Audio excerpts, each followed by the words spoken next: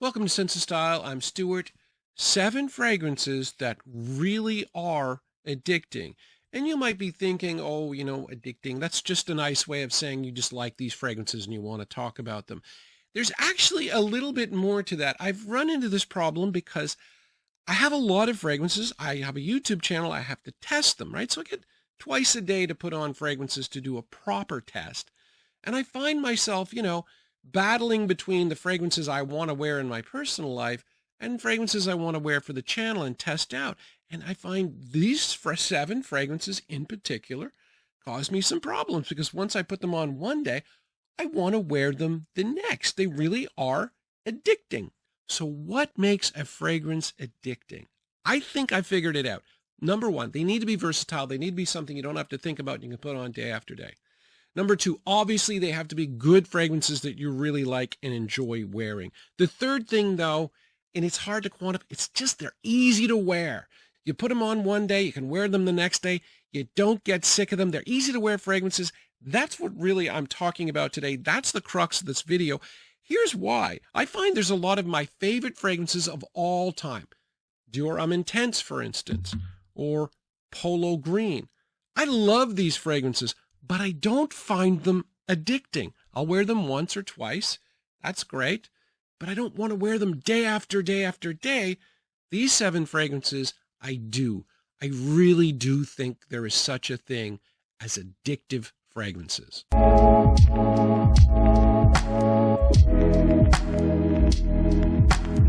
Fragrance number 1, this is Starman Nebula by Fragrance World. And people will email me from time to time. And the people that are like really into it will send me their full collections. Here's what I got. And these people are like hardcore collectors. Some cases, they're better than my collection. A lot of high-end niche and high-end designer and very few inexpensive fragrances. 3 times I've done it. All 3 times those guys have had this in their collection. And why not? Because, yeah, this is a clone, but it's a clone of a really, really expensive now, because it's been discontinued, fragrance, Pure Malt. And, this is a damn good clone. So this is one of the few exceptions that I have. I try to stay away from clones too much because if I do a clone video, it doesn't get a lot of views. But there are a couple of exceptions. And my God, this is the king of the exceptions because people just love it. It's super easy to wear. It smells masculine. It's a little sweet, but not too much. It's a really nice mix. It's very original too. It's a really nice mix of malt, fruit, and whiskey. It just smells great. It's got great performance. This one is super easy to wear, super addictive. Fragrance number 2, this is Givenchy Gentleman Only. This one might be, it might be, I think, the most underrated fragrance in FragCom. And I'm not the only one that thinks it. Ash, this was on Ash's last underrated video. This was prominent in his video, right? Here's the thing. I traded for it this summer, a fragrance that I couldn't stand, right? It had a low rating. This rating was even lower on Fragrantica. It's about 10 years old, this fragrance, and I wasn't expecting much. But on the way home, when I sprayed this on, I was like, oh my God, this is great. This is really good. I wore this more than any other fragrance this summer. Now, it's not specifically a summer fragrance, but it is very fresh. It is a woody, mildly smoky fragrance with pink pepper and mandarin. So it certainly works really well in the summer. I think it's pretty versatile. It's got really good performance for something that kind of feels light going on, but it lasts a long time. It's not even that expensive. It's about $50 at the discounters. It's a Givenchy quality, super underrated, and very addictive, very easy to wear. Fragrance number 3, Rasasi Hawas. Now, what I love about this is it's a fresh summer fragrance that doesn't smell like everything else out there. Some people say bubblegum. I'm not buying that entirely. Sure, it's a little sweet. It's got ambroxan. It's got plum. There's some fruity notes here, right? So there's a little bit of sweetness, a little bit of fruitiness, but It's fresh, it's still a very fresh fragrance. There's a lot of citrus in this, and there are aquatic notes. It just works. It's not boring. And when I'm reaching for summer fragrances, I'm always, it's also got really good performance. You don't have to worry about anything.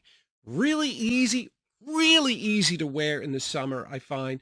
Yeah, I shouldn't be. A lot of people are like, oh, you're in your 50s. You shouldn't be wearing something so sweet. Look, I don't like the heavy vanilla. This I do like. You can call it bubblegum. I don't care. I really like this. Club de Nuit Precieux from Armaf. This is relatively new, 2 months. This is my favorite Aventus style fragrance that I have ever tried. I find myself reaching for this more and more and more. Now, there is something that puzzles me because this is supposed to be a clone of Aventus Absolu, which is supposed to be the spicy Aventus. I'm not buying it. I get a mildly sweet, sort of caramel Aventus. I know that sounds kind of odd, but I really, really like it. So there's 4 fresh notes. The main one is pineapple. That's the one you're going to pick up. There are 4 sweet notes. The main one you're going to pick up is the caramel. It just works beautifully. It's not too sweet. It's just sweet enough. And here, the weird thing about this one is it is an extrait de parfum. And when you spray it on, it feels like an extrait de parfum. It feels like you're putting oil on your skin. I only have a handful of fragrances that do that. They're all niche. And this guy, this is a big step up for Armaf. Big step up. It is addictive.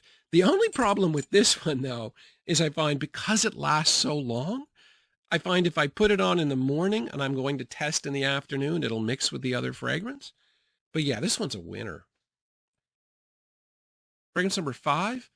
This is Jaipur pour Homme Oud Parfum. Now, if you're over 40, you will know about this fragrance. You will know how good it is. You will know how addictive it is. If you're under 40, chances are you've never tried it and you're not interested because it comes from the year 2000. That's so far long ago. You're not even... Don't underestimate this fragrance. If you're a young guy, if you haven't tried it, this is a very addictive fragrance. Fairly simple breakdown here. There's citrus, so it's like a lemony feel to it. Then you've got a vanilla, but it is a 20 years ago vanilla. So it's a thinner, not as heavily sweet vanilla, but still sweet. And then you've got cinnamon. Pretty simple, nothing particularly old-fashioned about it. And here's a big thing. It's inexpensive. It's in the $40 range at the discounters, but the performance is a lot better than traditionally inexpensive fragrances. You're going to get at least 5 hours, in most cases 6 hours with it. And what I like about this one is it's one of the cheaper ones on this list. So this one should be available to everybody. Don't overlook it. Fragrance number 6, this is Minotaure by Paloma Picasso. This is a fragrance from 1992 that smells much more modern than you would expect because this is really the first fragrance, I guess, besides Youp, that had a whole lot of vanilla. Now, this is way better than Youp. The problem with this one, and the reason that I like it and other people don't, is that this is the reformulated version of it. And so, yeah, it is watered down a bit, but it's what you would expect for like a $40 fragrance. You're going to get 4 hours of performance and about 15 to 30 minutes of solid projection. So kind of standard, but the fragrance itself, the scent itself, I think is fantastic. Now, what it is a vanillic aromatic fragrance, kind of in the same way that Le Male is, because it's come from the same, era. But what I like about this one, and 7 days out of 7, I will wear this instead of the original Le Male. Why I like this is the aromatic notes. There are 4 sort of herbal green notes, and then there's a fruity note, and then there's vanilla. But the aromatic notes in this come off as kind of sour. So it's like a sweet and sour thing going on with this that I really, really enjoy. I like the original Le Male. I love this. And that dent that you see, which is quite substantial for me, when I got this, I could not put it down. I could not put it down. I was wearing it regularly. This one, don't forget about it. And finally, we've got Shiaka by Khadlaj. And this is a clone of Reflection Man. And Reflection Man is my favorite fragrance.